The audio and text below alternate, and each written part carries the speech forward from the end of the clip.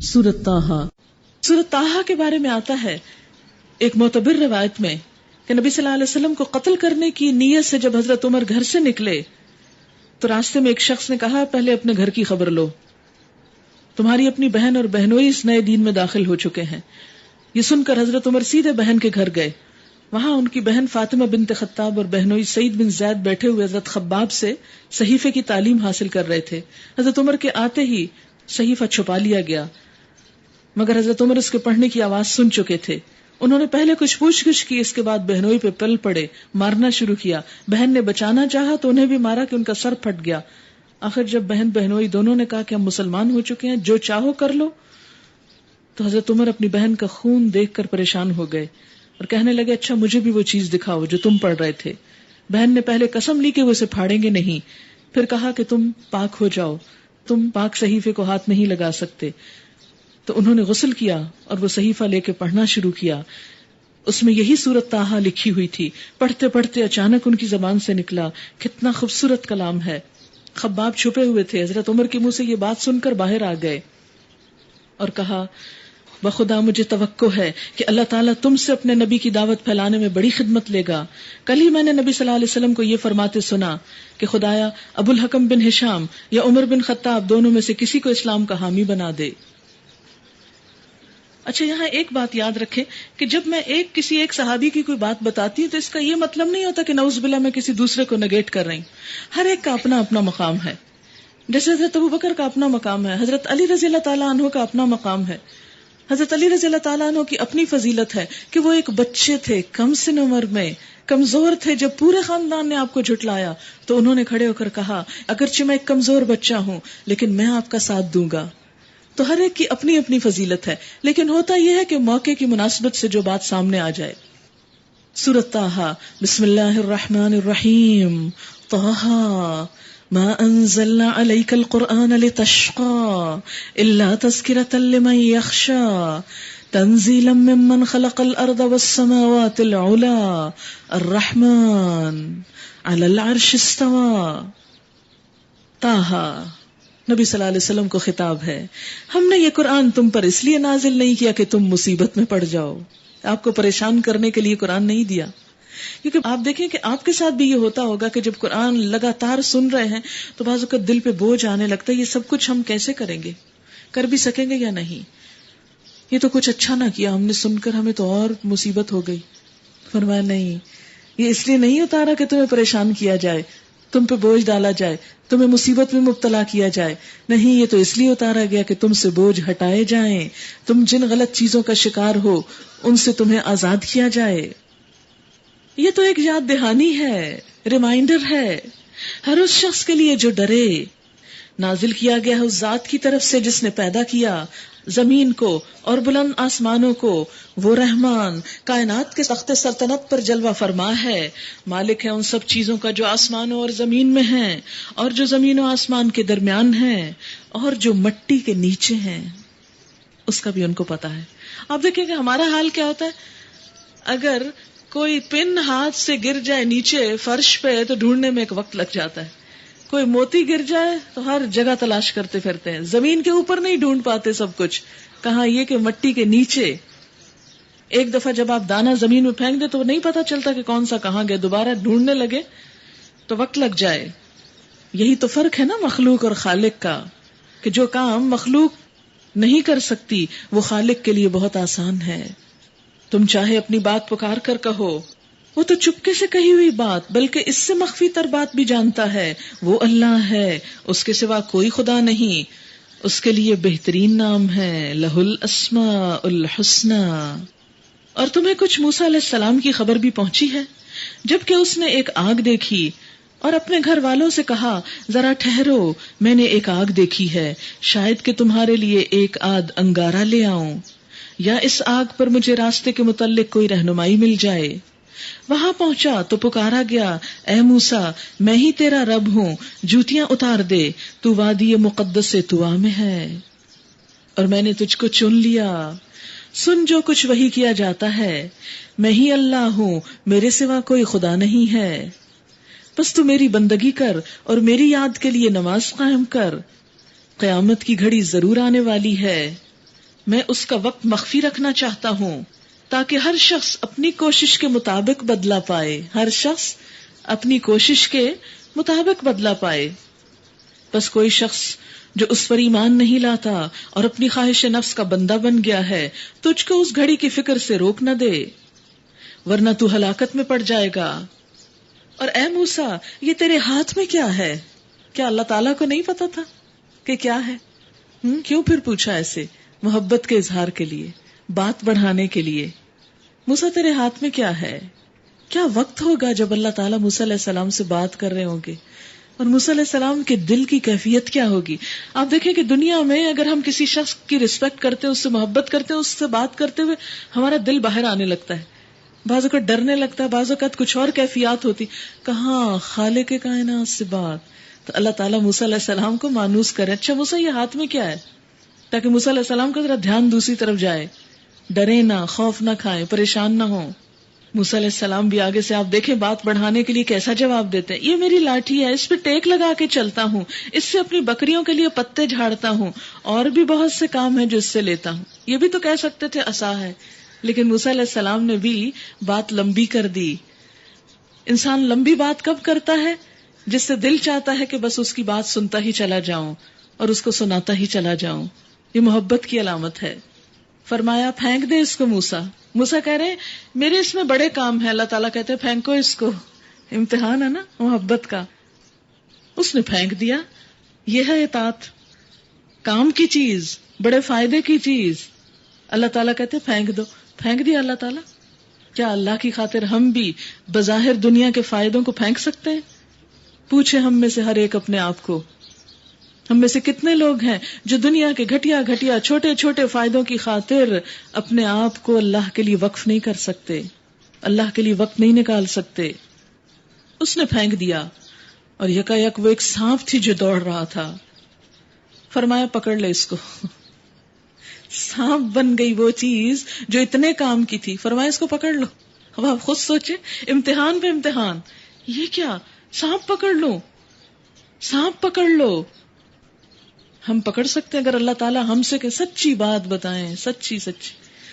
خواہ اللہ تعالیٰ بول کے ہمارے سر پہ کہیں پکڑو سانپ، اور ہم کبھی نہ پکڑیں، اس لیے کہ ہماری وہ محبت ہی نہیں کہ اتنی بات مانے اللہ کی. کتنا خوبصورت مقام. فائدے کی چیز اللہ کی خاطر پھینک دو. اللہ تعالیٰ پھینک دی. اللہ کا حکم آ گیا ڈرنے والی چیز اٹھا لو.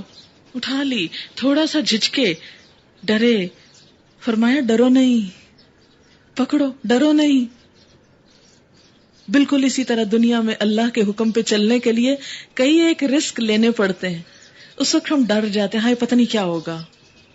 اب جیسے آج کل یہ میں نے 1 سالہ ڈپلوما کورس کا اعلان کیا ہے، بہت سارے لوگ ڈر کا شکار ہیں. پتہ نہیں کیا ہوگا، پتہ نہیں کتنی مصیبت پڑ جائے گی. ہائے اب چھٹی لیں جاب سے، جاب کا کیا ہوگا، تنخواہ کا کیا ہوگا، فلاں خرچ کیسے چلے گا. میں بھی آپ ہی کی طرح تھی، میں بھی ڈرتی تھی. جب مجھے چھٹی لینی تھی اپنی جاب سے تو میں بھی سوچتی تھی ہائے جو اتنے سارے پیسے ملتے ہیں ان کا کیا کروں گی، یہ کہاں سے لاؤں گی. یہ ہم سب کی کمزوریاں ہیں. لیکن جب انسان اللہ کے بھروسے پہ ایک فائدے کی چیز کو کچھ عرصے کے لیے، کو ہمیشہ کے لیے تھوڑی چھوڑنا ہے، ایک چیز کو آپ نے چھوڑ دیتا ہے، تو یہی امتحان ہوتا ہے کہ اللہ کے لیے محبت کتنی ہے. اللہ یہ نہیں کہتے ہم سے کہ دنیا چھوڑ دو، ہمیں دنیا چھوڑنی ہرگز نہیں. دنیا کے لیے اتنی کوشش کرنی گویا ہمیشہ رہنا یہاں. اسلام نے ہمیں دنیا چھوڑنے کو نہیں کہا، لیکن کبھی میری خاطر میرے دین کو سمجھنے کے لیے میرے راستے میں تھوڑی دیر کے لیے چھوڑ دو، تھوڑی دیر کے لیے. موسیٰ علیہ السلام کو بھی یہ تو نہیں کہا تھا ہمیشہ کے لیے پھینک دو اپنے پیچھے، کہا بس تھوڑا پھینکو تو صحیح، چند لمحوں کے لیے پھینکو. پھینک دیا. اب کیا ہو گیا؟ وہی لاٹھی اژدہا بن گئی. کیونکہ ہوتا کیا ہے جب ہم دنیا کو پھینکتے ہیں تھوڑی دیر کے لیے تو واپس جا کے، جسے کئی خواتین نے کہا جب ہم واپس جاتے ہیں تو بچوں نے اتنے کام خراب کیے ہوتے ہیں کہ دل چاہتا ہے ان کو 1-2 تھپڑ لگا دے. تو یہی ہے اللہ کی محبت میں، بچوں کو چھوڑ آتے ہیں تھوڑی دیر، واپس جاتے ہیں تو اژدہے بنے ہوتے ہیں. اتنے کام خراب کہ ان سب کو صحیح کرتے کرتے اور کمر ٹوٹ جاتی. یہی تو ہے نا اس کی محبت میں قربانی دینا. ورنہ اگر سب کام خود ہی خود ہوتے تو پھر ہماری آزمائش کیا تھی. اور پھر پکڑ لو. ڈرو نہیں، سب ٹھیک ہو جائے گا، اللہ کی خاطر رسک لو، ہم اسے پھر ویسا ہی کر دیں گے جیسی یہ تھی، وہ سب جاب، وہ ساری دنیا پھر آ جائے گی ویسے ہی جیسے پہلے تھی. اور ذرا اپنا ہاتھ اپنی بغل میں دبا دیا، چمکتا ہوا نکلے گا، سورج کی طرح چمک رہا تھا، کوئی آگ نہیں لگی ہوئی اندر میں، بغیر کسی تکلیف کے. یہ دوسری نشانی ہے، اس لیے کہ ہم تجھے اپنی بڑی بڑی نشانیاں دکھانے والے ہیں. اب تو فرعون کے پاس جا 2 نشانیاں لے کر، وہ سرکش ہو گیا ہے. کیوں؟ اس لیے کہ ہمیں بھی وقت کے ایسے فرعونوں، ایسے غلط کاموں سے نمٹنا ہے جس کے لیے علم کا ہتھیار چاہیے، علم کے دلائل چاہیے، علم کی نشانیاں چاہیے. ہم اور ہماری نسلیں جس سمندر میں بہے چلے جا رہے ہیں اس کا انجام بڑا بھیانک ہو سکتا ہے. ہمارا معاشرہ جن خرابیوں کی لپیٹ میں آ چکا ہے اس کے لیے قربانی کرنی پڑے گی، وقت نکالنا پڑے گا، اور دل و جان سے محبت کے ساتھ اس معاشرے کی اصلاح کے لیے علم کے زیور سے آراستہ ہونا پڑے گا. جبھی اس قابل ہوں گے کہ فرعون کے پاس جا. بغیر دلیل کے تو بات نہیں بنتی، بغیر علم کے تو بات نہیں بنتی. موسیٰ علیہ السلام نے عرض کیا قال رب اشرح لي صدري ويسر لي امري واحلل عقدة من لساني يفقهوا قولي. پروردگار میرا سینہ کھول دے، میرے کام کو میرے لیے آسان کر دے، میری زبان کی گرہ سلجھا دے تاکہ لوگ میری بات سمجھ سکیں. تو صرف فرعون نہیں، اس کے سارے اہل دربار کے پاس اسلام کی تبلیغ کرنے کو جا رہے تھے، اسلام کا پیغام پہنچانے جا رہے تھے.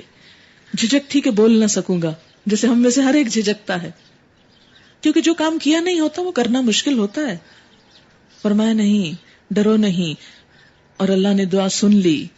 اور کیا دعا مانگی؟ اور میرے لیے اپنے کنبے سے ایک وزیر مقرر کر دے، ہارون جو میرا بھائی ہے، اس کے ذریعے سے میرا ہاتھ مضبوط کر، یعنی مجھے سپورٹ دے، اور اس کو میرے کام میں شریک کر دے، یعنی مجھے میرے گھر والوں کی بھی سپورٹ عطا کر، تاکہ ہم خوب تیری پاکی بیان کریں، مل کے تیری پاکی بیان کریں.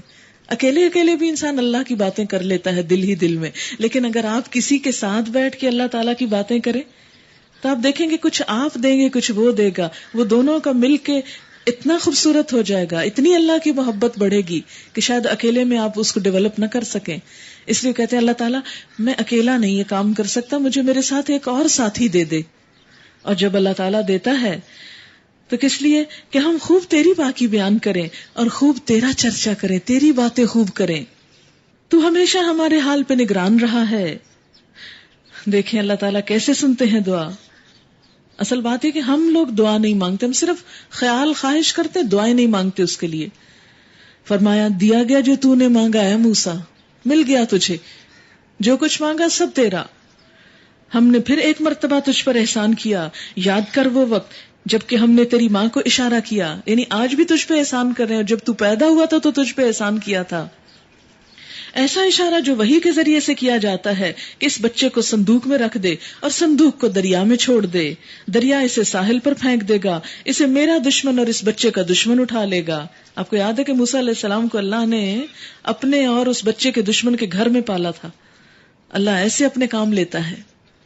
میں نے اپنی طرف سے تجھ پر محبت طاری کر دی اور ایسا انتظام کیا کہ تو میری نگرانی میں پالا جائے، یعنی تیرے دشمن کے گھر لیکن میری نگرانی میں. یعنی اللہ جب اپنے دین کا کام لیتا ہے تو اس کے لیے فاسق و فاجروں سے بھی کام لے لیتا ہے، ان سے بھی بات نکلوا لیتا ہے، ان سے بھی کام نکلوا لیتا ہے. یاد کر جب کہ تیری بہن چل رہی تھی پھر جا کر کہتی ہے میں تمہیں اس کا پتہ دوں جو اس بچے کی پرورش اچھی طرح کرے. اس طرح ہم نے تجھے پھر تیری ماں کے پاس پہنچا دیا تاکہ اس کی آنکھ ٹھنڈی رہے اور وہ رنجیدہ نہ ہو. اور یہ بھی یاد کر کہ تو نے ایک شخص کو قتل کر دیا تھا. اس سے بہت بڑی بات پتہ چلتی کہ غلطی میں انسان سے اگر کوئی ایسی بات ہو جائے جو ناحق ہو، ناروا ہو، تو انسان اللہ کی طرف پلٹ آئے. اللہ پھر بھی چن لیتا ہے، اس طرح چنتا جیسے موسیٰ علیہ السلام کو چن لیا تھا، حالانکہ ان کے ہاتھ سے غلطی سے قتل بھی ہو چکا تھا. تو کبھی یہ نہ سوچے ہم تو اتنے گناہ گار رہے ہیں، اتنے بڑے بڑے گناہ کیے ہیں، ہمیں اللہ تعالیٰ نہیں چنے گا. نہیں چنے گا. آپ اپنے آپ کو پیش تو کریں، اللہ کے ہاتھ میں تو دیں. اور یہ بھی یاد کر کہ تو نے ایک شخص کو قتل کر دیا تھا، ہم نے تجھے اس پھندے سے نکالا اور تجھے مختلف آزمائشوں سے گزارا، اور تو مدین کے لوگوں میں کئی سال ٹھہرا رہا. پھر اب ٹھیک اپنے وقت پہ تو آ گیا ہے موسیٰ، میں نے تجھ کو اپنے کام کا بنا لیا، وَاصْطَنَعْتُكَ لِنَفْسِي، میں نے تجھے اپنے کام کا بنا لیا. کون سا اپنا کام؟ یعنی اپنے دین کی تبلیغ کا کام. اللہ اس کو اپنا کام کہہ رہا ہے. کیا ہم میں سے کوئی ہے جو اللہ کے کام کے لیے اپنے آپ کو وقف کرے کہ اللہ مجھے اپنے کام کا بنا لے؟ کیا آنر ہے جو اللہ نے بخشا. جا تو اور تیرا بھائی میری نشانیوں کے ساتھ، اور دیکھو میری یاد میں کمی نہ کرنا، تبلیغ کرتے ہوئے میرا ذکر نہ بھولنا. بہت سے لوگ جب بہت تقریریں کرنے لگتے ہیں، درس دینے لگتے ہیں تو ذکر کرنا بھول جاتے ہیں. نہیں، ذکر نہیں بھولنا. روحانیت کے بغیر تبلیغ ہو ہی نہیں سکتی. ہم تبلیغ کو صرف ایک انٹلیکچوئل ایکٹیویٹی سمجھ لیتے ہیں، صرف بڑی بڑی دلیلیں دینا یہ کافی نہیں ہوا کرتی. اللہ کے دین کے کام کے لیے اللہ سے گہرا تعلق، گہری محبت، اور وہ اللہ کے ذکر ہی کے ساتھ ہوتی ہے. دیکھو میری یاد میں کمی نہ کرنا، جاؤ تم دونوں فرعون کے پاس، وہ سرکش ہو گیا ہے. اور کیا کرنا؟ فَقُولَا لَهُ قَوْلًا لَيِّنًا لَعَلَّهُ يَتَذَكَّرُ أَوْ يَخْشَىٰ. اس سے نرمی سے بات کرنا. فرعون جو اللہ کا دشمن، اس سے نرمی سے بات کرنا. شاید کہ وہ نصیحت قبول کرے یا ڈر جائے. لیکن آج کے مبلغ، ہم سب جب تبلیغ کرتے ہیں سختی سے بات کرتے ہیں اور کہتے ہیں چونکہ یہ لوگ بڑے خراب ہیں ان سے کرو سختی.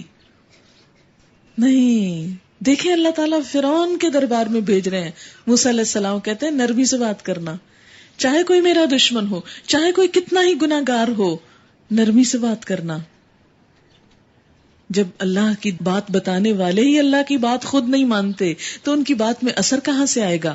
پھر ہم کہتے ہیں ہماری تو کوئی سنتا ہی نہیں. کبھی سوچا کہ ہم پیش کیسے کر رہے ہیں؟ ہم تو ڈنڈا لے کے پیچھے پڑ جاتے ہیں ایک کے کہ کر کے ہی چھوڑو.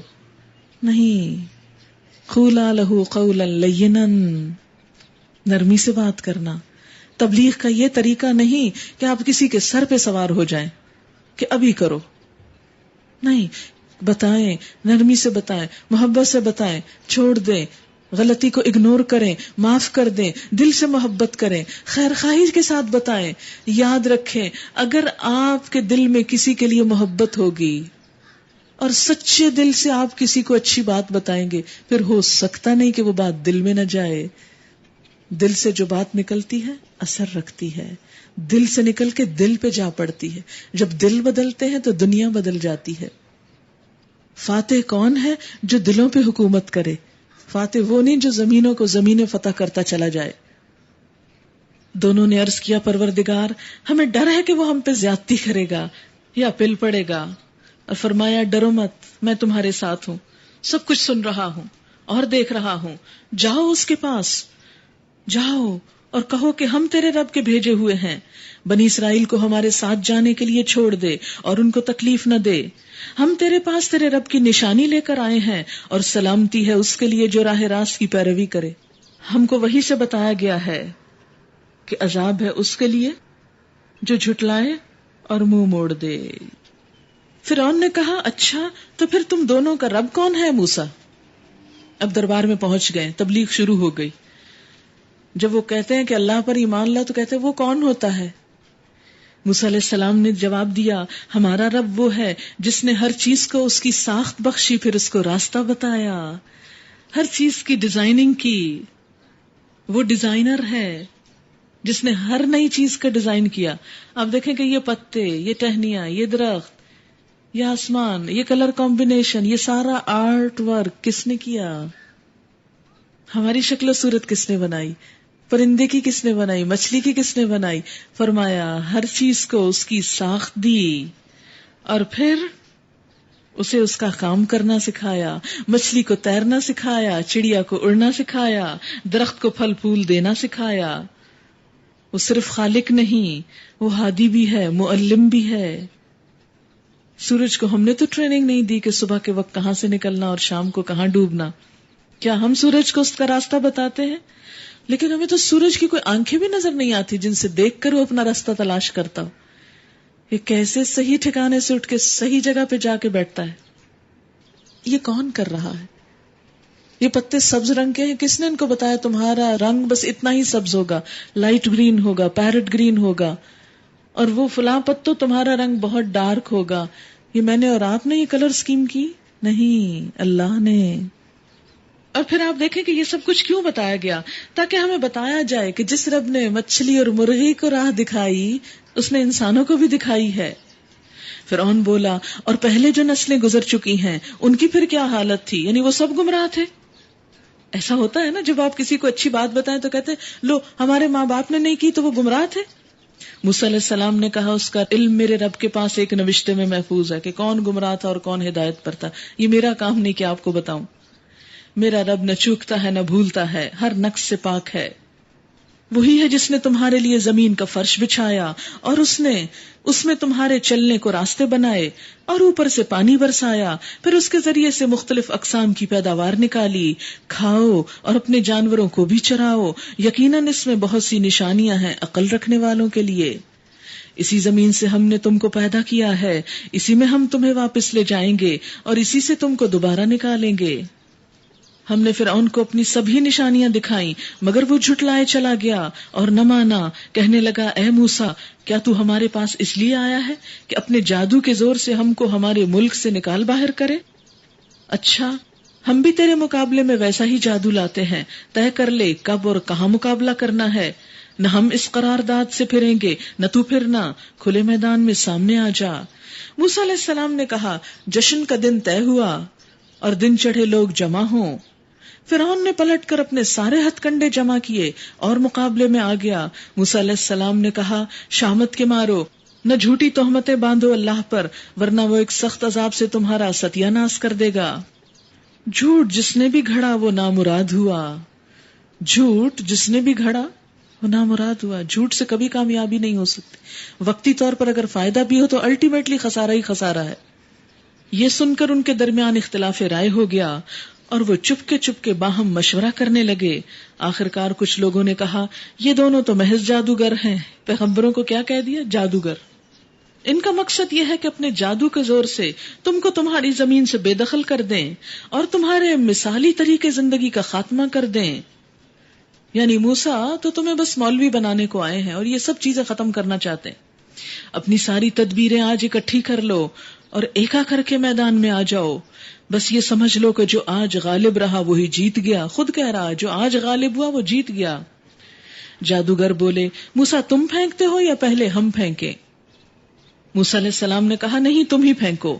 یکایک ان کی رسیاں اور ان کی لاٹھیاں ان کے جادو کے زور سے موسیٰ علیہ السلام کو دوڑتی ہوئی محسوس ہونے لگیں اور موسیٰ اپنے دل میں ڈر گیا. ہم نے کہا مت ڈرو. اب یہ بار بار کیوں ڈر جاتے ہیں موسیٰ علیہ السلام؟ اس لیے کہ انسان تھے. پیغمبر تو تھے مگر انسان تھے. جیسے کوئی بھی بڑے سے بڑا آدمی کسی بھی چیز سے ڈر سکتا ہے. ایک نہیں ڈرتا تو بس اللہ نہیں ڈرتا کسی سے. تو ہی غالب رہے گا. پھینک جو کچھ تیرے ہاتھ میں ہے. ابھی ان کی ساری بناوٹی چیزوں کو نگلے جاتا ہے. یہ جو کچھ بنا کر لائے ہیں یہ تو جادوگر کا فریب ہے اور جادوگر کبھی کامیاب نہیں ہو سکتا. وَلَا يُفْلِحُ السَّاحِرُ حَيْثُ أَتَى. جس کسی کو بھی جادو کی شکایت ہو وہ سمجھے کہ ہے یہ شک وہم ہو. یہ آیت کثرت سے پڑھے وَلَا يُفْلِحُ السَّاحِرُ حَيْثُ أَتَى. جادوگر کبھی کامیاب نہیں ہو سکتا خواہ کسی شان سے وہ آئے کہیں سے بھی آئے. اللہ نے جب کہہ دیا وہ کامیاب نہیں ہو سکتا آپ کیوں پریشان ہیں؟ بات یہ ہے کہ جب ہم کمزور پڑنے لگتے ہیں توہمات کا شکار ہونے لگتے ہیں خوف کھانے لگتے ہیں تو چیزیں ہمارے اوپر مسلط ہونے لگتی ہیں. تو جادو کا سب سے بڑا توڑ کیا ہے؟ اپنے اندر ایسا ایمان پیدا کریں کہ ہر چیز کو بیکار سمجھے. یہ سب خرافات ہیں. اللہ کے کلام اللہ کے ذکر اور اللہ سے مدد کو کثرت سے اختیار کر لیں. آخر کو یہی ہوا کہ سارے جادوگر سجدے میں گرا دیے گئے اور پکار اٹھے مان لیا ہم نے ہارون اور موسیٰ کے رب کو. کتنی بڑی کھلی دلیل ہمارے سامنے ہے کہ اللہ کے کلام اور ایمان کے آگے سارے جادوگر جھک گئے. کوئی جادوگر خواہ وہ کیسا ہی ہو کہیں سے ہو خواہ بنگال سے ہو کہیں افریقہ سے ہو جو کہتے ہیں مانا ہوا جادو ہے جہاں سے مرضی ہو. اگر آپ کے اندر اللہ پر بھروسہ ہے اگر آپ یقین سے قرآن پڑھنے والے ہیں اللہ کا ذکر کرنے والے ہیں تو جو مرضی چالیں چل لیں کچھ نہیں نقصان دے سکتے آپ کو. تو بجائے جادوگروں سے ڈرنے کے اللہ کا ڈر دل میں پیدا کیجئے. بجائے بچار کرنے کے بار بار کہ ہائے جادو جادو، ہر مجلس، ہر شخص، ہر جگہ، ہر وقت وہم وسوسہ، اس کی بجائے کثرت سے اللہ کا ذکر شروع کر دیں. کسی کو بتانے کی ضرورت نہیں. سورۃ البقرہ پڑھیں، وہ منزل تھی اس کو پڑھیں، اللہ سے دعائیں کریں. کوئی کچھ بھی نہیں کہہ سکتا. اور پکار اٹھے. مان لیا ہم نے ہارون علیہ السلام اور موسیٰ علیہ السلام کے رب کو. فرعون نے کہا تم ایمان لے آئے قبل اس کے کہ میں تمہیں اس کی اجازت دیتا. معلوم ہو گیا کہ یہ تمہارا گرو ہے جس نے تمہیں جادوگری سکھائی تھی. ہم موسیٰ علیہ السلام کو جادوگروں کا گرو کہہ دیا. حد ہو گئی. کیونکہ حق جو نہیں ماننا، جو شخص حق نہ ماننا چاہے وہ ہر نیگیٹو بات نکال لیتا ہے، اس کو آپ نہیں سیٹسفائی کر سکتے. پھر اچھا اب میں تمہارے ہاتھ پاؤں مخالف سمتوں سے کٹواتا ہوں اور کھجور کے تنوں پر تم کو سولی دیتا ہوں. یاد رکھیں دنیا میں سب سے پہلے سولی کا رواج فرعون سے آیا. پھر تمہیں پتا چل جائے گا کہ ہم دونوں میں سے کس کا عذاب زیادہ سخت اور دیر پا ہے. جادوگروں نے جواب دیا قسم ہے اس ذات کی جس نے ہمیں پیدا کیا، یہ ہرگز نہیں ہو سکتا کہ ہم روشن نشانیاں سامنے آ جانے کے بعد بھی پھر تجھے ترجیح دیں. تو جو کچھ کرنا چاہے کر لے، تو زیادہ سے زیادہ بس اسی دنیا کی زندگی کا فیصلہ کر سکتا ہے. کتنی بڑی بات ہے یہ کہ دنیا میں اگر اللہ کی خاطر ہمیں کوئی نقصان بھی ہو رہا تو زیادہ سے زیادہ کیا ہوگا؟ اس دنیا کا ہی نقصان ہوگا نا. آخرت تک تو کوئی نہیں پہنچ سکتا. تو دنیا کے نقصان کے ڈر سے جو آخرت برباد کر لے وہی احمق ہے. ہم تو اپنے رب پر ایمان لے آئے تاکہ وہ ہماری خطائیں معاف کر دے اور اس جادوگری سے جس پر تو نے ہمیں مجبور کیا تھا درگزر فرمائے. کہ انہیں احساس ہو گیا جادوگری غلط بات ہے، کفر ہے نا جادو کرنا. اللہ ہی اچھا ہے اور وہی باقی رہنے والا ہے